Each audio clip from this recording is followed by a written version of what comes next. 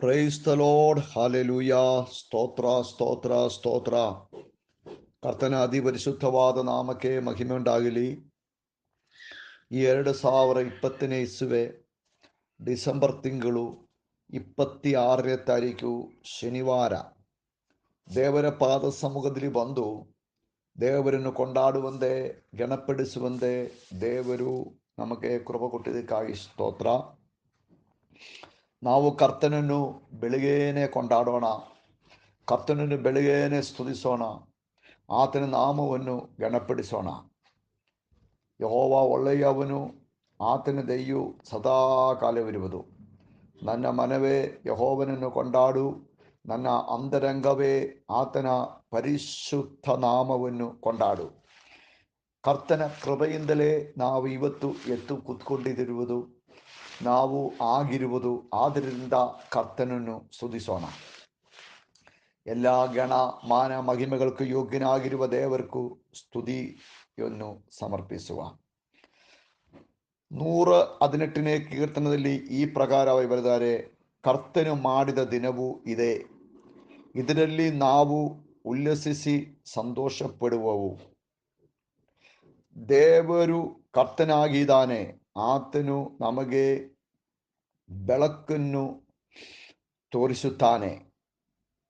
ಬಲಿ ಪಶುವನ್ನು ಹಕ್ಕಗಳಿಂದ ಕೆಟ್ಟಿ ಬಲಿಪೀಠದ ಕೊಂಬುಗಳಿಗೆ ಕೆಟ್ಟಿರಿ. ನೀವು ನನ್ನ ದೇವರಾಗಿದೆ, ನಿನ್ನನ್ನು ಕೊಂಡಾಡುವೆನು, ನನ್ನ ದೇವರೇ ನಿಮ್ಮನ್ನು ಗಣಪಡಿಸುವನು. ಪ್ರಿಯರೇ, ಸಂಕೀರ್ತನಕಾರನು ಹೇಳುವ ಪ್ರಕಾರ ನಾವು ಕರ್ತನನ್ನು, ನೀ ನನ್ನ ದೇವರಾಗಿದೆ, ನಾನು ನಿಮ್ಮನ್ನು ಗಣಪಡಿಸುವುದು ಎಂಬುದಾಗಿ ಹೇಳಿ ಕೊಂಡಾಡೋಣ. ನಾವು ಪ್ರಾರ್ಥಿಸುವ.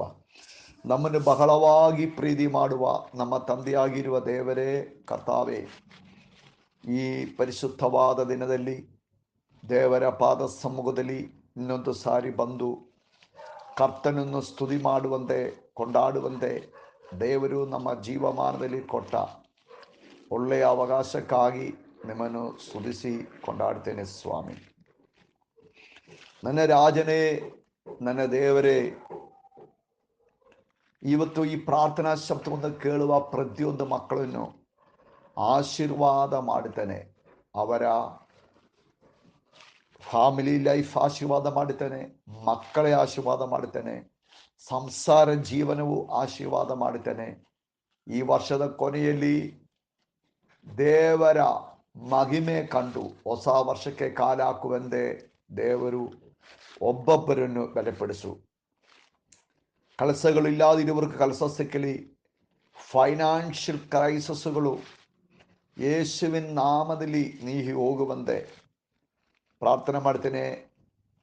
ಆಮೇಲೆ ಬಿಸ್ನೆಸ್ಗಳು ಇಂಪ್ರೂವ್ಮೆಂಟ್ ಆಗಲಿ, ಮಕ್ಕಳ ಕುರಿತಾಗಿರುವ ಭಾರಗಳು ನೀಗಲಿ, ಮದುವೆ ಆಗಾದಿರುವ ಮಕ್ಕಳಿಗೂ ಮದುವೆ ಆಗುವಂತೆ ಪ್ರಾರ್ಥಿಸುತ್ತೇನೆ. ಎಜುಕೇಷನ್ ವಿಷಯದಲ್ಲಿ ದೇವರು ದೊಡ್ಡ ಕ್ರಿಯೆ ಮಾಡಿ ಮಕ್ಕಳನ್ನು ಆಧರಿಸು ಸ್ವಾಮಿ. ಕರ್ತಾವೇ, ನಿಮ್ಮ ಪರಿಶುದ್ಧವಾದ ಕರದಲ್ಲಿ ನಮ್ಮನ್ನು ಸಂಪೂರ್ಣವಾಗಿ ತೆಗೆಸುತ್ತೇನೆ. ರೋಗಿಗಳಕ್ಕಾಗಿ ನಾವು ಪ್ರತ್ಯೇಕ ಪ್ರಾರ್ಥನೆ ಮಾಡ್ತೇನೆ ಸ್ವಾಮಿ. ಆತ್ಮ ಸಂಬಂಧವಾಗಿರುವ ಎಲ್ಲ ಕಾಯಿಲೆಗಳು ಯೇಸುವಿನ ನಾಮದಲ್ಲಿ ಸೌಖ್ಯವಾಗುವಂತೆ ಪ್ರಾರ್ಥನೆ ಮಾಡ್ತೇನೆ. ಆಮೇನ್. ಎಡಂಕೈಯಲ್ಲಿ ಆಮೇನ್ ಆಮೇನ್ ಚುಮ್ಮಂದ ಆಗುವ ಆ ರೋಗದಿಂದ ಯೇಸುವಿನ ನಾಮದಲ್ಲಿ ಬಿಡುಗಡೆಯಾಗಲಿ, ಪೂರ್ಣ ಸೌಖ್ಯ ಉಂಟಾಗಲಿ. ಕೋವಿಡ್ ಅಂಡು ಕಾಯಿಲೆ ಲೋಕದಿಂದೇ ನೀಗಿ ಹೋಗುವುದಕ್ಕಾಗಿ ಪ್ರಾರ್ಥಿಸುತ್ತೇನೆ. ದೇವರೇ, ಅದ್ಭುತ ಮಾಡೋದಕ್ಕಾಗಿ ಸ್ತೋತ್ರ. ಇವತ್ತು ಸಭೆಯಲ್ಲಿ ಉಪವಾಸ ಕೂಟದ 16ನೇ ದಿನ ಸಾಯಂಕಾಲ ನಡೆಯುವ ಝೂಮ್ ಮೀಟಿಂಗ್ಗಳಲ್ಲಿ ಆಶೀರ್ವಾದ ಮಾಡು. ದೇವರ ಮಹಿಮೆಯು ತೋರಿ ಬರುವಂತೆ ಎಲ್ಲವರನ್ನು ಆಶೀರ್ವದಿಸು. ಪ್ರಾರ್ಥನೆಯನ್ನು ಕೇಳಿದಕ್ಕಾಗಿ ಸ್ತೋತ್ರ, ಯೇಸುವಿನ ನಾಮದಲ್ಲಿ ತಂದೆ. ಪ್ರಿಯರೇ, ಇದು ಉಪವಾಸ ಕೂಟದ 16ನೇ ದಿನ ಸಾಯಂಕಾಲ ಮೀಟಿಂಗ್ಗಾಗಿ ಎಲ್ಲರೂ ಸೇರಿ. ಇವತ್ತು ಓದುವುದಕ್ಕಾಗಿ ಲೂಕನವರ ಸುವಾರ್ತೆ 22 24 ಅಧಿಕಾರಗಳು, ಅಪೊಸ್ತಲ ಕೃತ್ಯಗಳು 21ನೇ ಅಧಿಕಾರ, ತೀತನು 1-3 ಅಧಿಕಾರ, ಫಿಲಮೋನನು 1 ಅಧಿಕಾರ, ಆಮೇಲೆ ರೆವಲೇಷನ್ ಪ್ರಕಟಣೆ ಗ್ರಂಥ 17 ಅಧಿಕಾರ ನೀವು ಓದಿ ಆಮೇಲೆ ಬೆಲೆ ಹೊಂದಿರಿ. ಇವತ್ತಿನ ಚಿಂತಕ್ಕಾಗಿ ಯೋಬನು 22 ಅಧಿಕಾರ 29 ವಾಕ್ಯ. ಒಬ್ಬನು ತಗ್ಗುವಲ್ಲಿ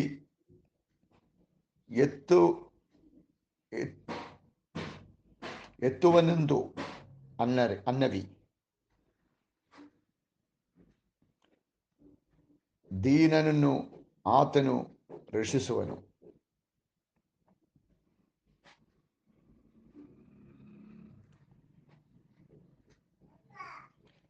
ಒಬ್ಬನು ತಕ್ಕುವಲ್ಲಿ ಎದ್ದುವದೆಂದು ಅನ್ನಲಿ.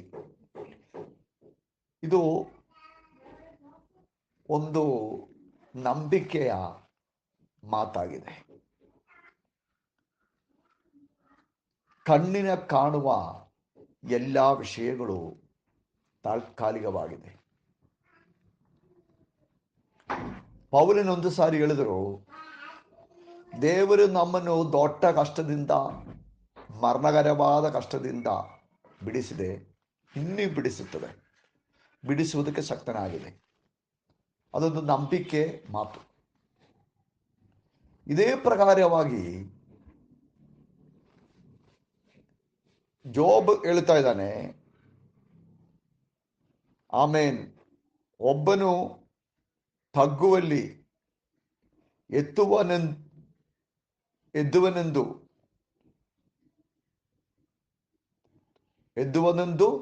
ಹೇಳಬೇಕು ಎಂಬುದಾಗಿ ಅನ್ನಲಿ.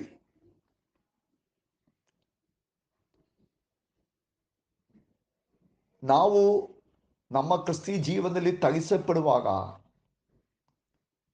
ನಮ್ಮ ವಿಶ್ವಾಸ ಜೀವನದಲ್ಲಿ ತಗಿಸಲ್ಪಡುವಾಗ, ನಮ್ಮ ಈ ಪ್ರಯಾಣದಲ್ಲಿ ತಗಿಸಲ್ಪಡುವಾಗ ನಾವು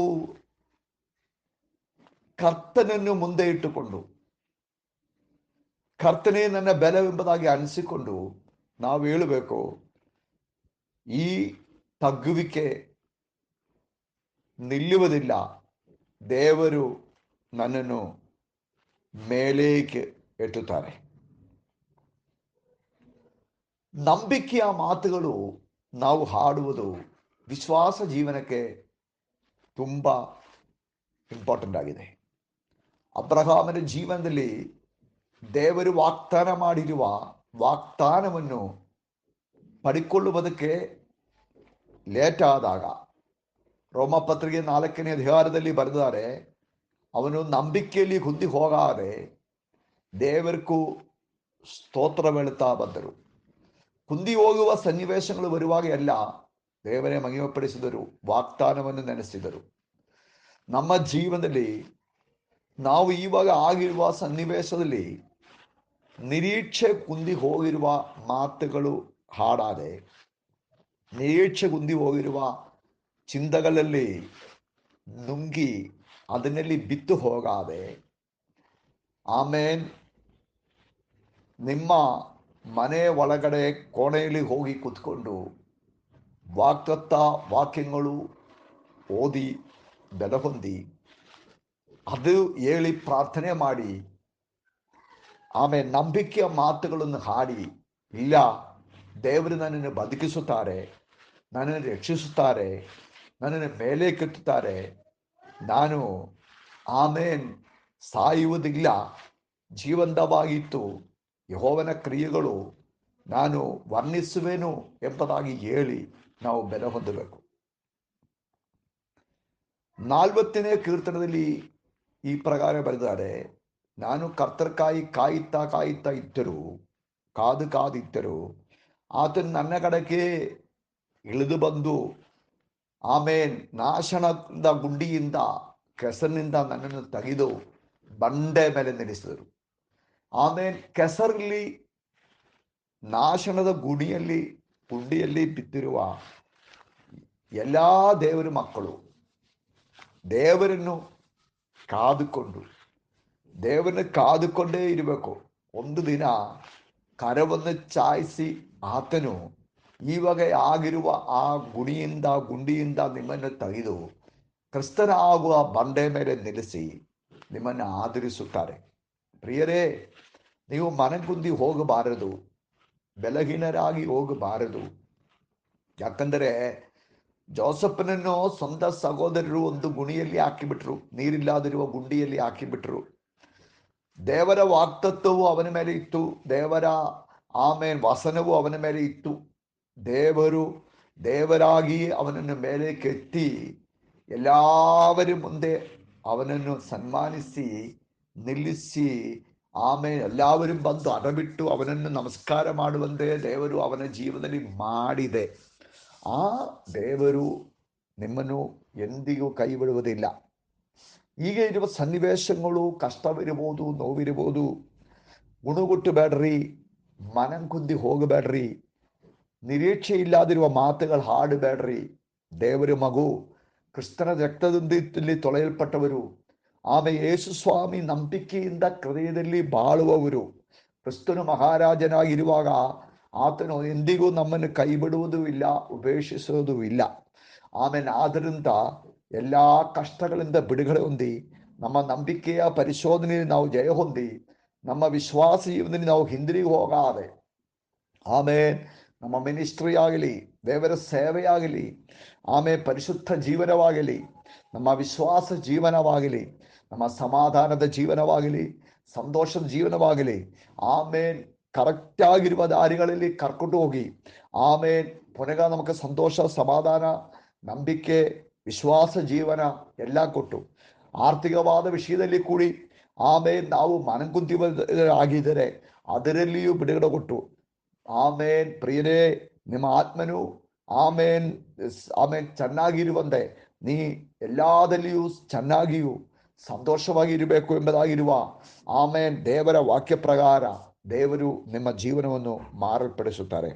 ಮನಗುಂದಿ ಹೋಗಬೇಡ್ರಿ.